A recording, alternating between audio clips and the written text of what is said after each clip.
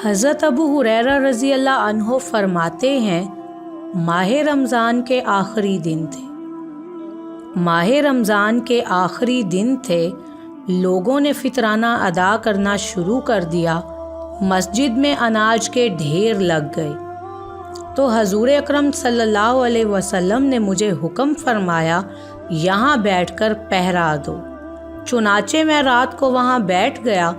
جب ہر طرف سناٹا چھا گیا اور رات کافی بیت گئی تو میں نے اناج کے انبار کے پاس کچھ آہٹ سی محسوس کی۔ دیکھا کہ ایک شخص چادر پھیلا کر اس میں غلہ ڈال رہا ہے۔ اس کی یہ حرکت مجھے بہت بری لگی۔ میں نے فوری کارروائی کی اور اس کو گردن سے دبوچ لیا اور کہا، میں تجھے حضور صلی اللہ علیہ وآلہ وسلم کے سامنے پیش کروں گا۔ اس نے منت سماجت شروع کر دی اور اپنی مجبوری پیش کی کہ میں محتاج اور اہل عیال ہوں، بہت ہی ضرورت مند ہوں، اس لیے مجھے چھوڑ دیجیے۔ حضرت ابو ہریرہ رضی اللہ عنہ فرماتے ہیں، میں نے اسے چھوڑ دیا۔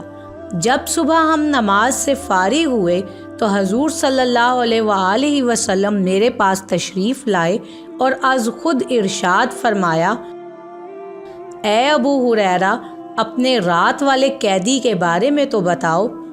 میں نے عرض کی، یا رسول اللہ صلی اللہ علیہ وآلہ وسلم، اس نے اپنی ضرورت اور مجبوری پیش کی تھی، اس لیے مجھے رحم آیا اور اسے چھوڑ دیا۔ آپ صلی اللہ علیہ وسلم نے فرمایا، اس نے جھوٹ بولا ہے، وہ دوبارہ آئے گا۔ اب مجھے یقین تھا کہ وہ وعدہ شکن ہے اور ضرور آئے گا، کیونکہ حضور صلی اللہ علیہ وآلہ وسلم نے مجھے پہلے ہی بتا دیا تھا، اس لیے میں اس کا انتظار کرنے لگا۔ آدھی رات کو واقعی وہ آ گیا اور اپنا کام شروع کر دیا۔ میں نے پھر اسے رنگے ہاتھوں پکڑ لیا اور کلائی تھام کر کہا، آج تو میں بالکل تمہیں نہیں چھوڑوں گا کیونکہ تو جھوٹا ہے۔ اس نے پھر اپنی خستہ حالی انتہائی غربت و افلاس کا نقشہ کچھ ایسے انداز میں کھینچا کہ دوبارہ میرا دل پسیج گیا اور اس وعدہ پر چھوڑ دیا کہ آئندہ وہ چوری نہیں کرے گا۔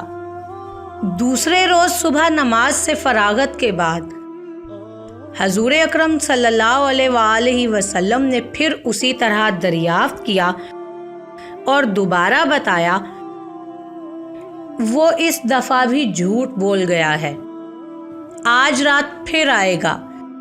مجھے بڑا اچنبھا ہوا کہ یہ کس کماش کا بے ضمیر اور ڈھیر چور ہے جس میں شرم و حیا کا مادہ نہیں۔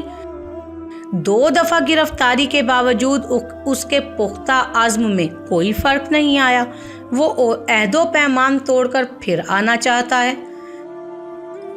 بہرحال میں نے رات کو اس کا انتظار کرنا شروع کر دیا۔ پھر وہ شوخ چشم بے حیا واقعی آ گیا اور اس نے بلا جھجک با اطمینان اناج اپنے تھیلے میں ڈالنا شروع کر دیا۔